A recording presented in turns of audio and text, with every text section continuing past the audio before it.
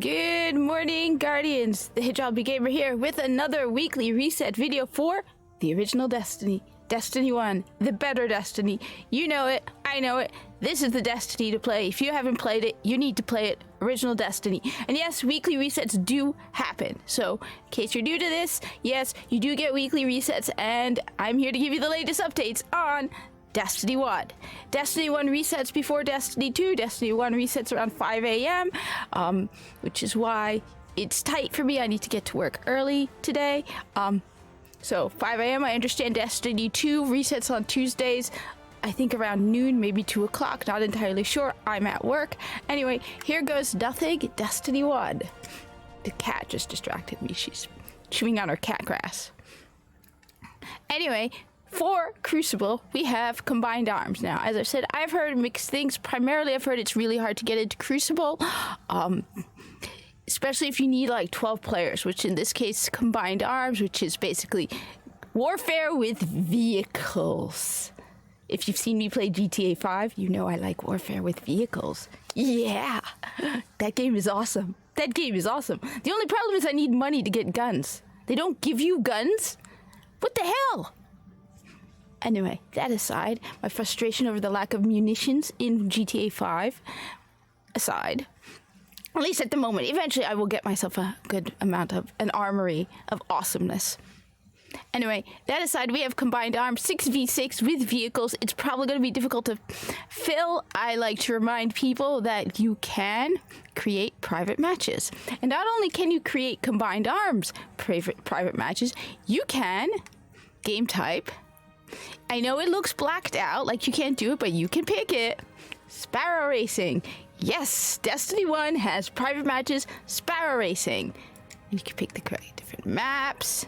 Which one is a Campus Martins? That is Mars. You can pick the number of laps, the time of day, the type of combatants. Yes, you can do private matches in original Destiny, and you can do Sparrow Racing, something that does not exist in Destiny 2. Something that Destiny 2 is sadly missing. Anyway. So that is Crucible. Crucible, if you do you get a Treasure of Ages box, which gives you silver dust, ornaments, and cosmetics. And 10 legendary marks. Then you have the weekly story playlist, and given they do it in order, I'm guessing it's the first missions in the game. Yep, Earth and the Moon. Now, I call these, the weekly story playlist is the best way to farm legendary marks, because you can get over 100 legendary marks. First time you run a weekly story playlist mission, you get a Treasure of Ages box and 20 marks. Then you get an additional 20 for the following 4. You could get over 20, so you can get up to 35. My understanding is because they never got rid of daily heroic story playlists. So there used to be a daily mission for I believe it was 15. So now you get the 15. If you happen to hit the daily story by chance, you'll get 15 plus the 20 for this. Just keep in mind, you cannot carry more than 200. So if I were to do one right now, I won't get the full 20. I'll just get 5. You cannot carry more than 200 legendary marks in Destiny. Okay? This is the best way to farm legendary marks. The modifiers are you're always going to have heroic, which is enemies appear in greater numbers and are more aggressive, because you're doing the mission again. You piss them off, and now they're really pissed off because you're coming at them again. At least that's my argument for it. Then you have Juggler. Juggler isn't as bad as I used to think. So Juggler means no ammo drops for your equipped weapon. That means if you're carrying a primary weapon and shooting with it, you won't get ammo for that weapon. But you will get for the other 2 categories of weapons, which means I've noticed with Juggler, you get more heavy ammo when you're using your primary and your secondary. So if you're using your primary, the only ammo that can drop for you is secondary or green, and heavy, which is the purple. So on the one hand, it's a pain in the butt. Yes, you have to constantly be rotating your weapons or you will run out of ammo. But on the positive side, you will get more heavy ammo, which is awesome, because heavy is awesome.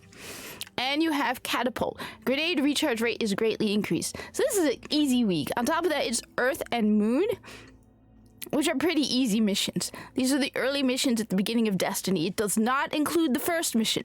The only way you can replay the first mission in Destiny is if you create a new character. Otherwise, you won't get it, even in the random missions, you can't even select it from the map. If you were to go to Earth, you can't pick the first mission. It's not an option, which is why when the beta dropped for Destiny 2, I kept deleting my characters because I loved Homecoming. Anyway, that's the weekly story playlist. I love the weekly story playlist. Last week was Rise of Iron. I played a whole bunch of it. I love the weekly story playlist. I also just love the fact that you can pick whichever mission you want from the map. Suggestion for Destiny 2. Let's bring this back. You can pick any strike, any mission. Piece of cake. Easy peasy. Love it. Anyway, then you have the Crucible Crisis Heroic Strike playlist. Personally, I feel like the strikes in Destiny, original Destiny, are a million times better than Destiny 2. I really prefer the strikes in Destiny 1. Except the one with the ogre and that one. Oh god, the one from Rise of Iron, the Siva one. Anyway, that aside, you have this. You do heroic. What I find interesting is they're harder to do, but you get less legendary marks. So you could get a Treasure of Ages box and up to 30 legendary marks. The modifiers this week, it's always going to be heroic. Enemies appear in greater numbers and are more aggressive. Void burn, so void damage is from any source is increased. So your void damage, their void damage. Then you have Berserk. Minions of Darkness won't flinch even after massive damage. This sounds minor, but it actually is a big deal, especially if you're going up against Cabal. I didn't think that. I thought, oh, Berserk is nothing. Until a while back, maybe I think a year or two, then I really noticed the effect of Berserk. I don't know, I never really paid attention to it before. Cabal, the best way to fight Cabal is to hit them in with the ones with the phalanxes, with the shields. Hit them in a small, they usually have like a small area exposed, like their shoulder or their foot. You hit them in the shoulder or the foot, they flinch and they drop their shield, and then you shoot them in the head. With Berserk, they don't flinch. It's a pain in the butt because these are a real Cabal. These aren't the the weenie baby Cabal from Destiny 2. Yeah, you heard me, Gaul. Your Cabal Red Legion sucks. It sucks. Those shields, you can shoot right through them. These are good Cabal with shields that you can't shoot through them. All right? So Berserk actually, especially against Cabal, is a pain in the butt. And you have small arms. Primary weapon damage is favored, which if you happen to be one of those few lucky people who has an adept void weapon in their primary slot, I'm jealous. But as a fan of primary weapons, small arms is my favorite. So small arms. Siva Crisis Heroic. I said I got matched this weekend. So I was playing. I expected to not get matched with people, and I got matched every single time I did a Siva Crisis Heroic. So you will get matched. You might. It depends, I guess, when. But I got matched, so that was cool. So people are playing Destiny. And my experience has been a lot of people prefer Destiny. Challenge of the Elders, I can't give you the bosses because I got to get to work. Got to get to work early today, so I'm out of time. Cat's using the litter box and staring at me while she's peeing. It's kind of creepy. Yeah, I see that. You're going pee-pee. Why are you staring at me while you're going pee-pee? Anyway, that aside, we have Challenge of the Elders. I will tell you this, since Berserk is in effect, Noruisk, Servant of Oryx, is definitely going to be one of the bosses. I could be wrong, but I'm guessing because Noruisk, Servant of Oryx, is taken Cabal, and they are a damn pain in the butt to beat when Berserk is in effect. Minions of Darkness won't flinch even after massive damage. Dear God, Berserk is a nightmare in Challenge of the Elders when you're dealing with Cabal. Yeah. Then you have Chaff. Player radar is disabled. Nah, this is the nightmare. This isn't that big a deal. I mean, yeah, you could get surrounded, but it really isn't that bad. And then you have Ooh, yay! Cat is happy. Precision kill bonus. I love precision kill bonus. I am good with the precision kills. I am always telling people, by the way, one of the best things to use in Challenge of the Elders, Knife Juggler on your Hunter. Why? Precision kills with throwing knife immediately reset its cooldown. So, you get the points for precision kill. You get the points for melee kill because a knife throw kill is considered a melee kill, and if it is a precision kill, you get precision kill, and you get the bonus points for precision kill. So, you get 3 times the point. Just Knife Juggler is awesome. You have to be giving constant precision kills, and Shanks don't give you precision kills. So keep that in mind. Shanks don't give you precision kills. Don't waste your knife on the Shanks. So this is a week that I will like because precision kill bombs, even if it is no risk or there's going to be at least one Cabal boss, probably no risk, but it could be Val Araun, the bane of my existence. I hate Val Araun. As Challenge of the Elders, we need to get a raid team going. We definitely, I was going to set aside Sundays and then I got caught up playing other games on Sunday, but we need a raid team because this week's raid is Deathsinger Challenge and Crota Challenge. That means it's Crota's End. Crota's End. I think I'm missing one or two of those adept weapons, but Crota's End is not that hard. Maybe I should practice this week getting through the beginning solo because I've done that. I haven't done it in a very, very long time, but I used to be the one to carry the team to the second part because I could get through the difficult part on my hunter, but I haven't done it in so long because it's not easy because at some point you have to stand on a plate and everybody is shooting at you. Everybody. It's like, why?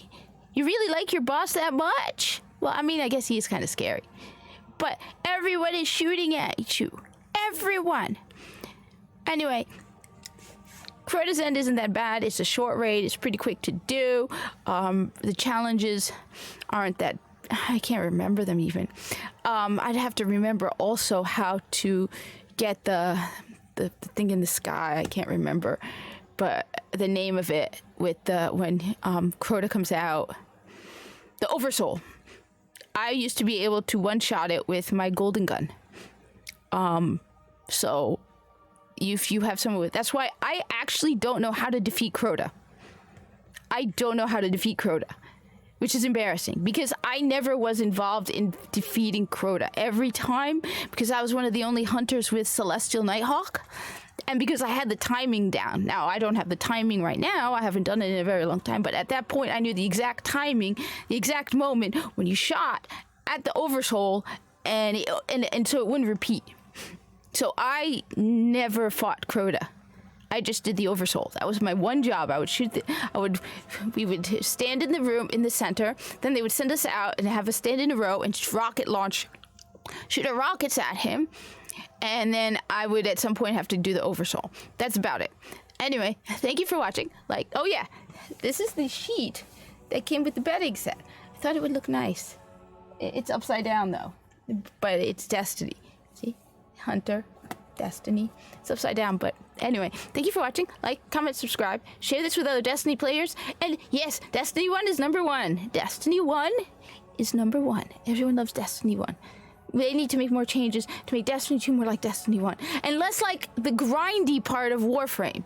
Not the good part of Warframe. There's good in Warframe, and even the grindy parts of Warframe, at least you know what you're grinding for. I'm going off on tangents. I'm just saying Destiny 1 is number 1. And I gotta go feed the cat. That's probably why she was staring at me while she was peeing.